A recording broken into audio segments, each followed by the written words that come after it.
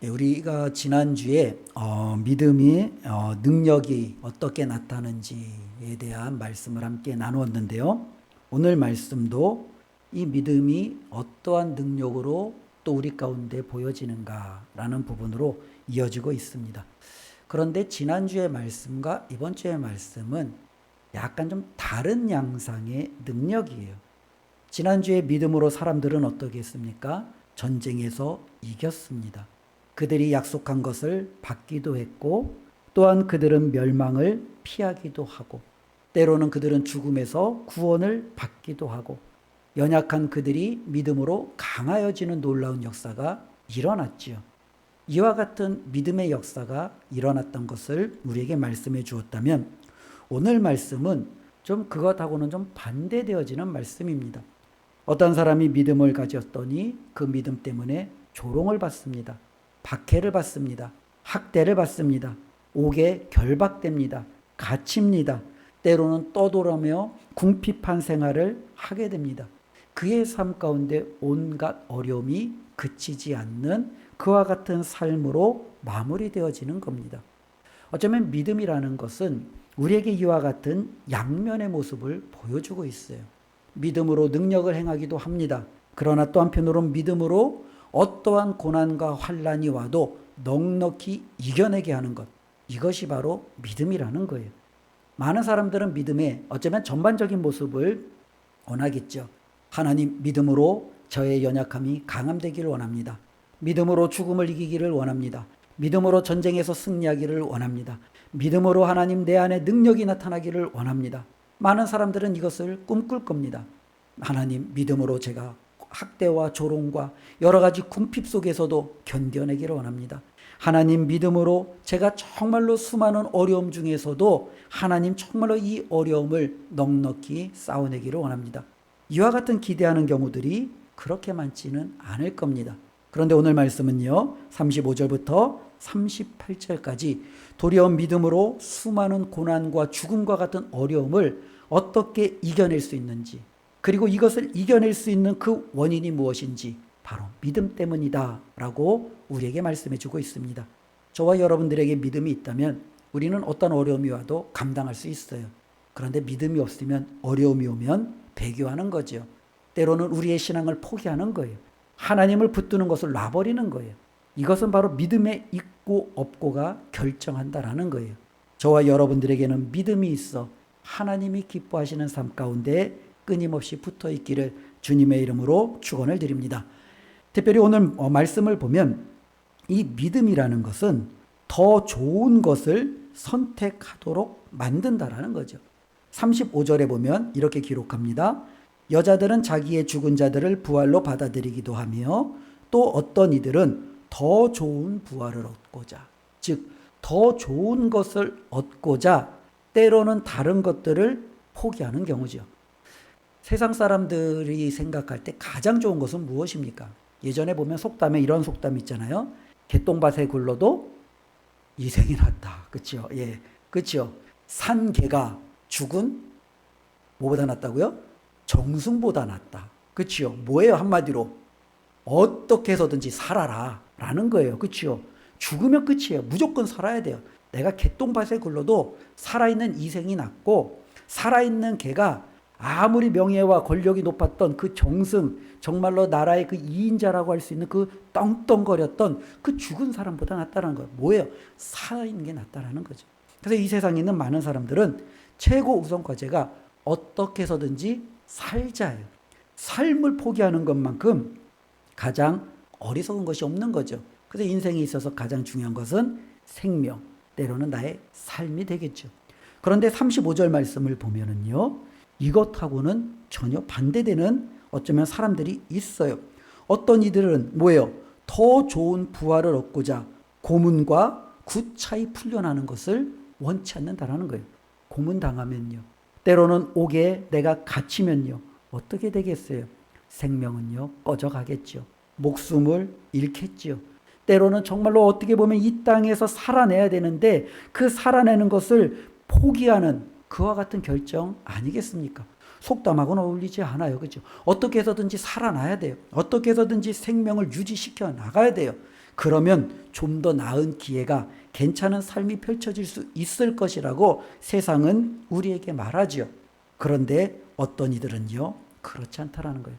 그들에게는 더 나은 것이 있기 때문에 이 더 나은 것을 위해서 구차히 이 땅에서 나의 목숨을 연명하기 위해서, 이 목숨을 좀 더 유지하기 위해서 내가 가지고 있는 그 더 나은 것을 포기하지 않는 사람을 바라봅니다. 때로는 믿음은요, 이와 같은 경우들이 굉장히 많이 있다라는 거죠. 우리가 히브리서 11장을 참 여러 주 동안 이제 살펴보았는데요. 더 나은 것을 선택한 사람들이 우리가 읽은 이 11장에도 등장해요. 11장 우리 16절 우리 같이 한번 찾아서 한번 읽어볼까요? 히브리서 11장 16절 같이 함께 읽습니다. 그들이 이제는 더 나은 본향을 사모하니 곧 하늘에 있는 것이라. 예, 뭐를 사모했대요? 더 나은 본향이 있다라는 거예요. 많은 사람들은 이 땅에서의 삶, 이 땅에서의 안락함, 이 땅에서의 부귀영화, 이것을 정말로 누릴 것 아니에요. 그런데 믿음이 있는 사람들은 이 땅에 있는 것을 원치 않는다라는 거예요. 이 땅보다 뭐가 있어요? 더 좋은 것이 있다는 걸 알아요. 여기보다 더 좋은 고향, 여기보다 더 좋은 정말로 하나님이 예배해 두신 본향이 있다는 것을 알아요. 그러니 그들은요, 과감하게 자신의 고향을 떠나요. 자신의 삶의 터전을 버려요. 하나님이 그들에게 약속하신 것을 바라보며 나아가죠. 믿음은요, 우리로 하여금 더 좋은 것을 선택하게 만든다라는 거죠. 또 다른 선택을 한 사람이 있죠. 우리 히브리서 11장 25절. 우리 25절 같이 함께 읽겠습니다. 도리어 하나님의 백성과 함께 고난받기를 잠시 죄악의 낙을 누리는 것보다 더 좋아하고. 예, 우리가 이 사람을 가리켜 좀 이상하다라고 생각할 수 있잖아요. 누구예요? 모세예요. 애굽의 왕자예요. 당연히 애굽이 주는 부귀영화를 누릴 수 있어요. 근데 그 부귀영화를 어떻게 해요? 포기하고 하나님의 백성, 노예인 이스라엘 백성과 함께 뭘 선택해요? 고난받기를 선택했다라는 거죠. 우리는 이 모세의 삶을 이해할 수가 없지요. 그런데 모세는요, 그것을 왜 선택해요? 이것을 선택할 때 하나님이 주시는 훨씬 놀랍고 큰 것을 그는 알고 있기 때문에 그래요. 그러니 그는 내가 지금 선택하는 것이 너희들의 눈에 보기에는 미련해 보이고 어리석은 것 같이 보이고 이것이 정말로 부질없는 것 같아 보이지만, 나는 너희들이 보지 못하는 더 나은 것, 더 좋은 것을 나는 지금 선택했기에 내가 정말로 이 모든 것을 버리는 것을 나는 아까워하지 않는다 라고 말하는 거죠. 우리가 모압 여인이었던 룻을 보면 이 룻도 선택을 합니다. 나오미 시어머니가 이제는 남편과 두 아들을 잃고 모압 이방 땅에서 자신의 고향 베들레헴으로 돌아가려고 하죠. 이제 시어머니와 며느리 둘이 남은 거예요. 근데 이 며느리 둘을 데리고 베들레헴으로 가도 살 길이 막막해요. 두 젊은 며느리를 데리고 간다라는 것 자체가 이 나오미의 입장에서는 정말로 말도 안 되는 강요가 되는 것 같아요. 그래서 시어머니는 이 두 며느리의 앞길을 열어주죠. 이제는 너희에게 남편도 없고 이제는 내가 너희를 돌볼 힘도 없고 내 고향 베들레헴에 간다고 해서 그곳에서 살만한 소망도 없다. 그러나 나는 고향으로 돌아갈 터니 너희는 아직 젊으니 너희의 길을 다시금 살아내라 하며 그들을 보내줍니다. 그때 룻의 선택은 무슨 선택입니까? 아니에요. 어머니, 저는 죽어도 어머니와 같이 죽겠습니다. 살아도 어머니 곁에, 죽어도 어머니 곁에. 그는 그와 같은 선택을 합니다. 이 룻이라는 여인이, 모압 이방 여인이 있던 이 여인이 왜 이와 같은 선택을 하느냐? 그는요, 나오미와 함께 하면서 때로는 정말로 자신이 이스라엘 정말로 그 백성과 함께 결혼을 통해서 그들의 하나님을 알게 되므로 그 하나님을 선택하는 것이 이 모압 이방 땅에서 자신의 남은 여생을 다른 같은 종족과 함께 편안하고 낙을 누리고 세상에서 모든 것을 갖추면서 살아가는 것보다 훨씬 귀하다라는 것을 알았기 때문에 그래요. 그래서 베들레헴이라는 전혀 알지 못하는 곳, 그곳에 가서 자신의 인생이 어떻게 끝날지 알지 못하지만 자신에게 있어서는요, 믿음으로 바로 그 길을 선택하기로 결정하는 거죠. 믿음은요, 바로 저와 여러분들로 하여금 더 좋은 것을 선택하게 한다는 것을 우리가 꼭 기억했으면 좋겠습니다. 그렇다면 이 믿음이 어떻게 이렇게 더 좋은 것을 선택하게 하느냐라는 거죠. 믿음은 어쩌면 저와 여러분들에게 하나의 안경이다라고 생각하시면 좋을 것 같아요. 저는 시력이 좋지가 않아요. 그래서 이제 안경을 딱 벗으면요, 앞에 시계가 있어도 시간을 보지 못하죠. 왜냐면 이게 흐리게 보이니까요. 초점이 맞지 않으니까 잘 안 보이죠. 때로는 책을 읽든 뭘 하든 이 안경이 있고 없고가 일상생활에 굉장히 중요합니다. 안경을 벗으면 길을 가다가도 사람이 지나가도 못 알아보는 거죠. 아, 사람이 지나가는 것보다. 하지만 아는 사람임에도 인사도 안 하고 지나갈 수도 있죠. 믿음이라는 것은 어쩌면 우리에게 이 안경과도 같은 거예요. 안경을 썼더니 내가 못 보던 것을 보는 거예요. 근데 이 안경, 믿음이라는 것을 벗어버리면 우리도 일상 사람들처럼 못 보는 거예요. 즉, 더 좋은 것을 선택했던 이 사람들은 믿음이라는 안경이 있었던 거예요. 그러다 보니 그들은 이 세상이 전부인 줄 알았는데 이 세상보다 더 좋은 것이 있었구나. 더 나은 본향을 그들이 보기 시작하는 거예요. 나는 이 세상에서의 생명이 제일이라고 생각했는데, 야, 이 땅에서의 내가 이 구차한 생명을 내가 정말로 이것이 영원한 것처럼 붙들고 살아가는 어리석음이었구나. 영원히 하나님이 나를 위하여 예배해 두신 생명이 있는데 믿음은 그거를 보게 하는 거예요.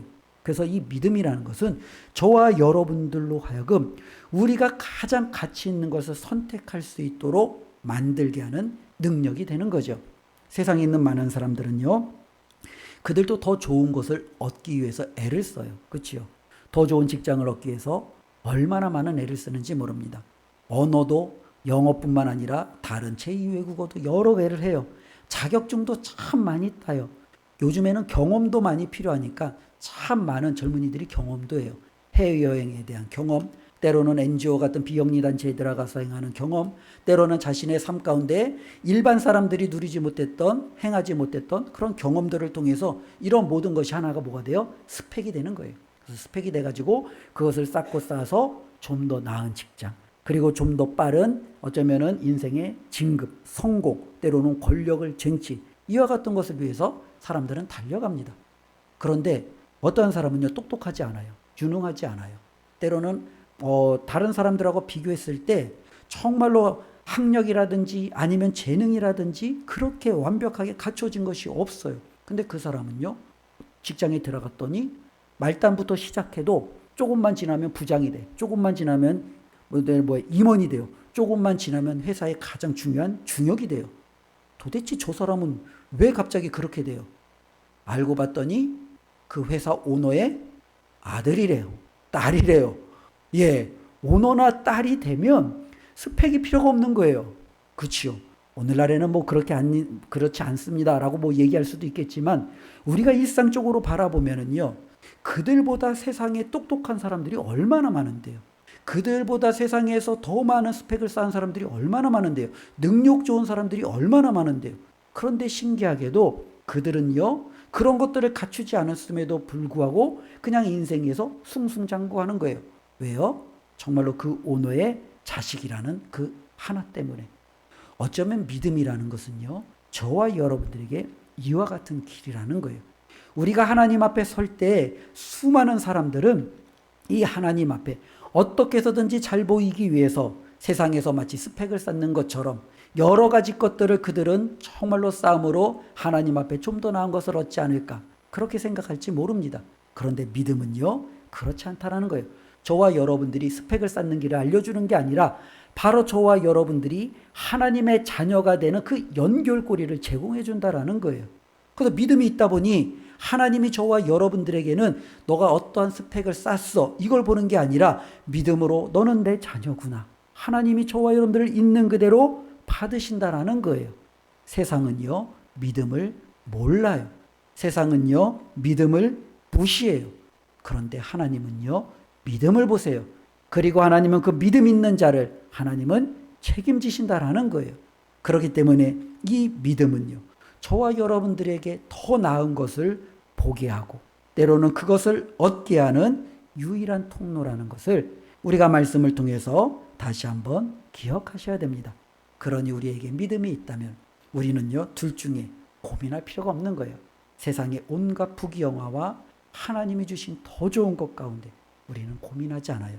고민한다는 것 자체가 내 안에 있는 이 믿음이 불완전하다라는 거죠.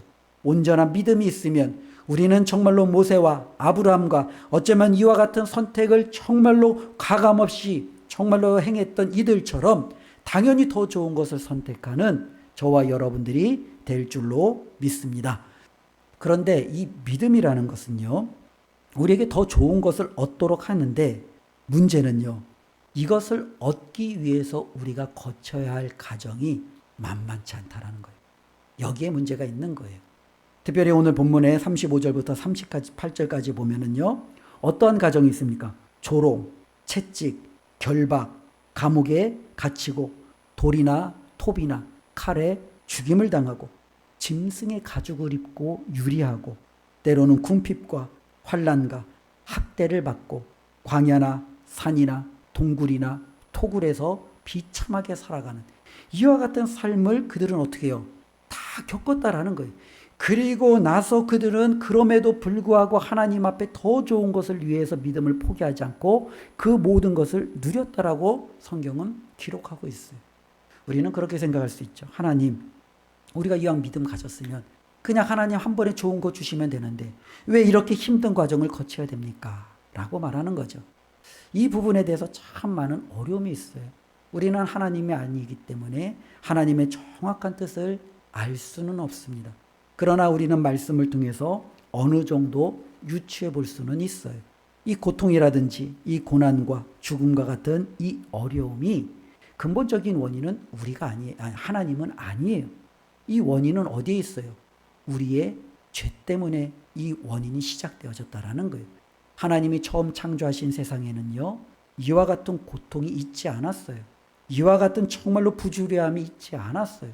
그러나 죄를 지은 이후에 우리에게는요, 이와 같은 무수한 고통이, 어려움이 찾아오기 시작합니다. 특별히 죄를 지은 후 아담은요, 종신토록 땀을 흘려 수고해야 간신히 살 수 있는 길이 열리는 거예요. 죄를 지은 이후에 여자는요, 해산하는 수고를 통해서 자녀를 출산할 수 있는 길이 있는 거예요. 어쩌면은 죄로 말미암아 이 고통과 고난과 수많은 어려움들은 우리의 삶 가운데 우리가 피할 수 없는 하나의 과정이 되었다라는 거예요. 그런데 하나님은요, 이 죄 때문에 너희가 먹으면 정령 죽으리라. 그러니 당연히 이 죄로 말미암아 고통으로 말미암아 죽음으로 우리를 그냥 그렇게 끝내실 수 있어요. 그런데 성경에 보면 하나님은 그렇게 하지 않았다라는 거예요.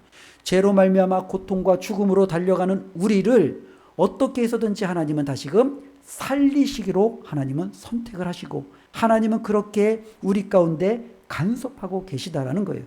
그러니 우리가 더 나은 것, 우리가 더 큰 좋은 영광을 얻기 위해서는 이 고난의 과정, 우리가 이 수고의 과정, 이 어려움의 과정이 어쩌면 우리 가운데 당연한 현실로 와닿다라는 겁니다. 그리고 하나님은 이 방법을 통해서 여전히 정말로 모든 죄인된 우리에게 역사하고 있다라는 거예요. 하나님께서 이 땅을 새롭게 하시는 날까지 이 고통은요, 사라지지 않을 거예요. 죽음의 두려움은 없어지지 않을 거예요.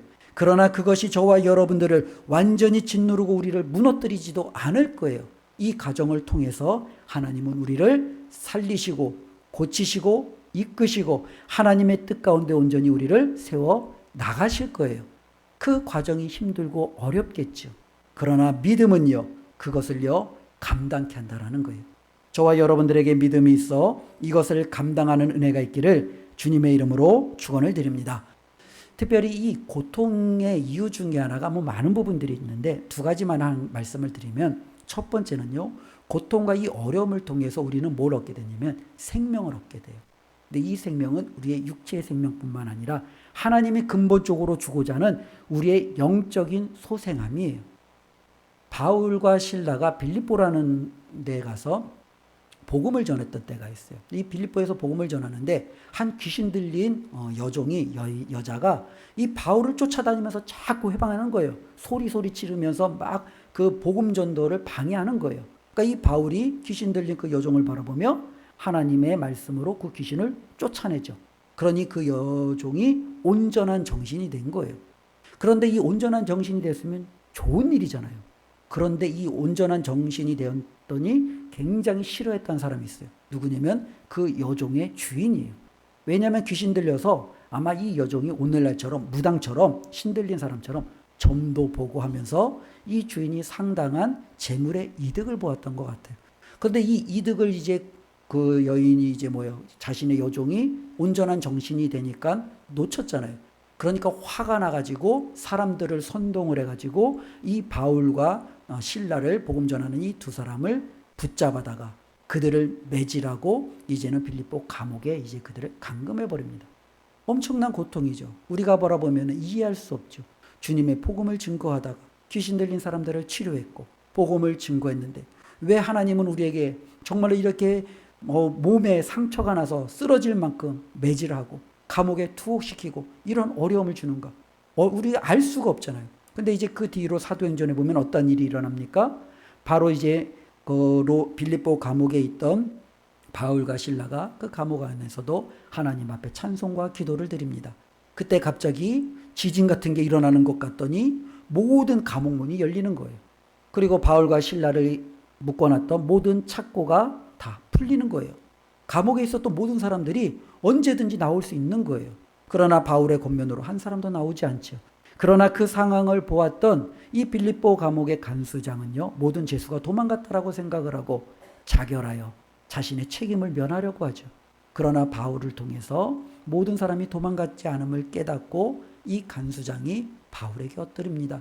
어떻게 하여야 제가 구원을 얻습니까? 그때 바울이 뭐라고 말합니까? 주 예수를 믿으라. 그리하면 너와 내 집이 구원을 받으리라.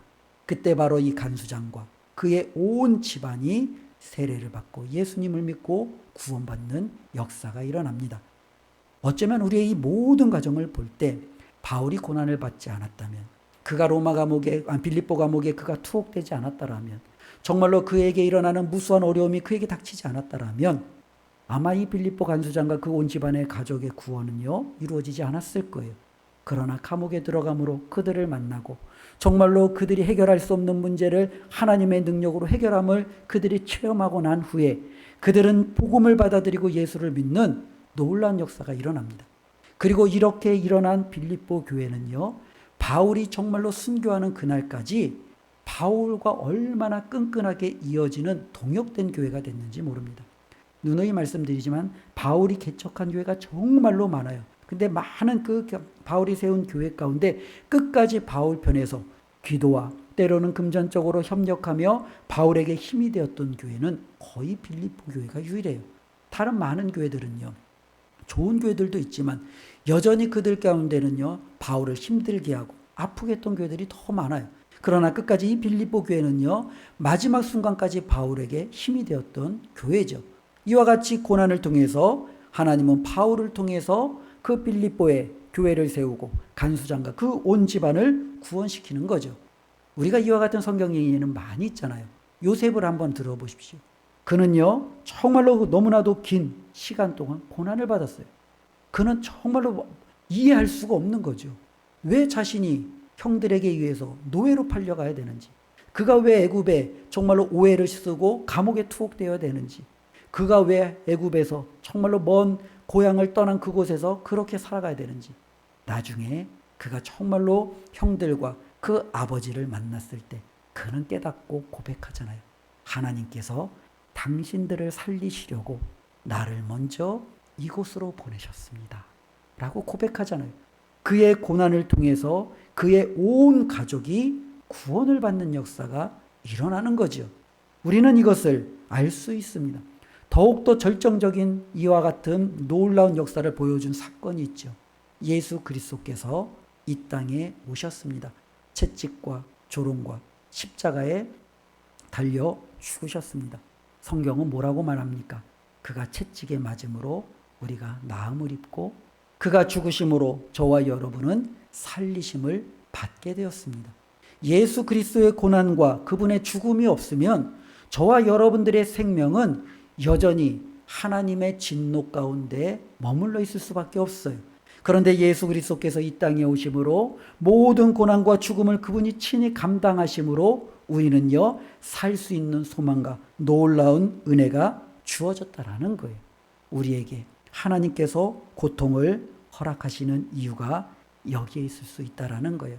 왜 하나님, 제가 이렇게 힘들게 살아가야 돼요? 하나님 왜 저에게 이와 같은 일들을 줘요? 우리 갑갑하고 힘들죠. 어렵죠. 그러나 다시 한번 오늘 말씀을 기억하며 하나님 앞에 우리의 믿음을 점검해 봤으면 좋겠습니다.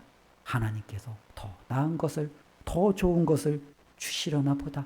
이들도 더 좋은 것을 위해서 이 모든 것들을 감당하는데 끝까지 믿음으로 버텼던 것처럼 나도 믿음으로 끝까지 버티면 하나님께서 정말로 나를 통해서 생명을 살리시거나 아니면 더 좋은 그 본향의 놀라운 소망을 이루시기를 하나님이 원하시는가 보다라는 것으로 우리가 믿음으로 나아가는 저와 여러분들이 되었으면 좋겠습니다. 또 한편으로는요, 이 고통과 이 어려움은요, 저와 여러분들의 믿음을 더욱더 강하게 해요. 이게 어쩌면은 고통을 하나님께서 여전히 우리 가운데 두시는 이유예요. 하나님께서 어떤 사람들을 마음껏 축복했어요. 그 사람에게 많이 부어줬어요. 모든 것을 다 주었어요. 그랬더니 그 사람이 하나님을 떠나더라고요. 하나님 대신에 다른 것들을 섬기더라고요. 누구예요? 솔로몬이에요. 하나님께서 어떤 사람에게 모든 것을 다 빼앗았어요. 그에게 모든 것을 하나님께서 다 가져가셨어요. 그랬더니 그는 더욱더 악착같이 하나님을 찾더라고요. 더욱더 악착같이 하나님만을 부르더라고요. 누구예요? 욥이에요. 신기해요. 우리에게 하나님께서 풍성한 것을 채워주면 채워줄수록 우리는 감사하고 찬양하고 하나님을 찾을 것 같은데 그렇지 않다라는 거예요. 오히려 우리는 돈이 많으니까 돈 쓸 일을 찾기 시작하고, 시간이 많으니까 시간을 사용할 것들을 찾기 시작하고, 우리에게 주어진 것들을 누릴 것들을 찾기 시작한다라는 거예요. 그런데 힘들고 어렵다 보니까, 괴롭다 보니까 나도 모르게 자꾸 하나님을 찾기 시작하는 거예요. 나도 모르게 자꾸 하나님을 부르기 시작하는 거예요. 나도 모르게 더욱더 하나님 앞에 나아가는 거예요. 많은 간증을 들어보셨잖아요. 저도 참 많은 간증을 들어봤는데, 특별히 이제 우리가 간증 가운데 이제 유명한 연예인들의 간증들을 많이 들어보면은 그분들의 간증을 들어보면 100이면 100. 제가 볼 때는 거의 일맥상통해요. 그들이 잘 나갈 때가 있어요. 잘 나갈 때는 어때요? 하나님을 찾지도 않아요. 하나님을 부르지도 않아요. 정말로 그들이 잘 나가니까 자신이 모든 것을 다 가진 것처럼 그들은 떵떵거리면서 살아가요. 그러다가 어느 순간가 그들이 어떻게 돼요? 꼬꾸라져요. 꼬꾸라져서 어떻게 해요? 극단적으로 자살을 시도하는 연예인도 있고, 때로는 삶을 포기해서 모든 것을 다 그냥 절망 가운데 약에 그냥 쩔어서 살아가는 사람들도 있고, 완전히 인생의 밑바닥에서 이제는 내가 어떻게 할까 정말로 좌절하는 사람들이 있어요. 그러다가 그들이 어렸을 때 다녔던 교회, 누군가에게 들었던 말씀을 기억하며 하나님을 찾기 시작해요. 그리고 다시금 그 하나님의 은혜로 회복되었다라는 간증을 들어봅니다. 많은 경우 이와 같은 간증에 그와 같은 유사성을 우리가 볼 수 있잖아요. 이들을 보면은요, 공통점이 있어요. 잘 나갈 때는 하나님이 누구냐라고 했던 그들이 인생의 밑바닥에서는 뭘 찾아요? 하나님을 찾기 시작한다라는 거예요. 이게 어쩌면 우리의 연약함일 수도 있지만 하나님은 이 연약함에도 불구하고 그 과정을 통해서 저와 여러분들을 강하게 하시는 거예요. 모세가 처음 40살에 젊었을 때 그가 정말로 그 왕자로서 이스라엘을 구원하려고 할 때 그는 밑바닥으로 내려갈 수밖에 없어요. 40년 동안 광야에서 그는 철저하게 낮아지는 그 과정을 겪게 됩니다. 다윗이 왕이 되기 전에 그는 10여 년 동안 온갖 광야를 돌아다니며 그는 죽음의 문제와 씨름하며 하나님을 찾는, 그래서 우리가 잘 아는 시편의 상당수가 다윗이 지은 시로 기억되어져 있는데 그 기도문을 보면 얼마나 그가 구구절절하게 하나님 앞에 자신의 삶을 맡기며 도움을 호소하는지 우리가 볼 수 있지 않습니까? 또한 요셉도 10여 년 동안 그의 모든 인생의 밑바닥 속에서 정말로 힘든 그와 같은 어쩌면 어려움을 당했습니다. 그런데 그것이 끝나고 났더니 그들은요, 믿음이요, 우리가 잘 아는 대로 다윗 하나님 앞에 합한 사람, 요셉 의로운 자, 모세 이스라엘을 정말로 구원하여 하나님의 놀라운 친구라고 불리었던 놀라운 믿음의 영역으로 들어갔던 사람, 이런 하나님의 은혜 가운데 그들이 서게 되는 겁니다. 저와 여러분들 가운데 어려움이 믿음 때문에 주어집니까? 잘 감당하고 버텨내시기를 주님의 이름으로 축원을 드립니다. 우리 하나님께서 저와 여러분들을 넉넉히 감당하게 하실 능력을 주실 줄로 믿습니다. 이전보다 더욱더 강건함으로 우리가 세움받게 될 줄로 믿습니다. 그래서 이와 같은 고난을 받았던 사람들이 고백하는 것이 있어요. 고난이 나에게 유익이라 라고 고백을 하더라고요. 내가 정말로 지금 고난을 받지만 이 고난을 통해서 내가 정금같이 주께 나오리라. 이와 같은 고백을 하더라고요. 우리의 입술에도 하나님 앞에 이와 같은 고백이 있기를 주님의 이름으로 축원드립니다. 우리 38절 함께 읽어보겠습니다. 이런 사람은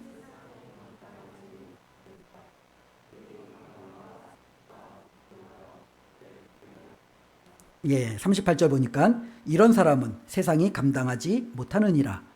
좀 약간 우리가 생각할 때 세상은 믿음 있는 사람들을 감당하지 못해. 두 손 두 발 다 들어. 이런 느낌이잖아요. 그런데 실질적으로 그와 같은 느낌이 아니라 이 말씀은요. 믿음이 있는 사람들은 세상을 가치 있게 보지 않는다는 거예요. 믿음 있는 사람들은요. 세상을 가치 있게 여기지 않는다는 거예요. 많은 사람들은요. 세상을 가치 있게 여겨요. 그래서 돈을 가치 있게 여겨요. 세상에서 성공을 가치 있게 여겨요. 세상에서 명성을 가치 있게 여겨요. 세상에서 내가 안락을 누리는 것을 가치 있게 여겨요. 근데 믿음이 있는 사람은 돈을 가치 있게 여기지 않아요. 세상에서 성공을 가치 있게 여기지 않아요. 세상에서 안락을 가치 있게 여기지 않아요. 그러니 사단이 와서 돈으로 유혹해도, 사단이 와서 먹을 것으로 유혹해도, 사단이 와서 부귀영화로 유혹해도 그것에 넘어가지 않는 게 누구예요? 믿음 있는 사람이에요. 우리 주님께서 그 40일 동안 굶주림에도 불구하고 그 모든 유혹을 이기신 것은 우리 주님에겐 세상이 가치 있는 것이 아니었어요. 세상은요, 우리 주님에게 있어서 그분의 모든 것을 드리고 헌신할 만큼 뛰어난 것이 아니었어요. 믿음의 판별 기준을 우리가 둔다고 하면 바로 여기에 둘 수 있어요. 저와 여러분들이 세상을 바라보며 여전히 세상을 가치 있고 세상을 내가 쟁취해야 될 것으로 보고 있다면 나의 믿음은 하나님 앞에 참 믿음으로 서기에는 부끄러운 믿음일 수 있어요.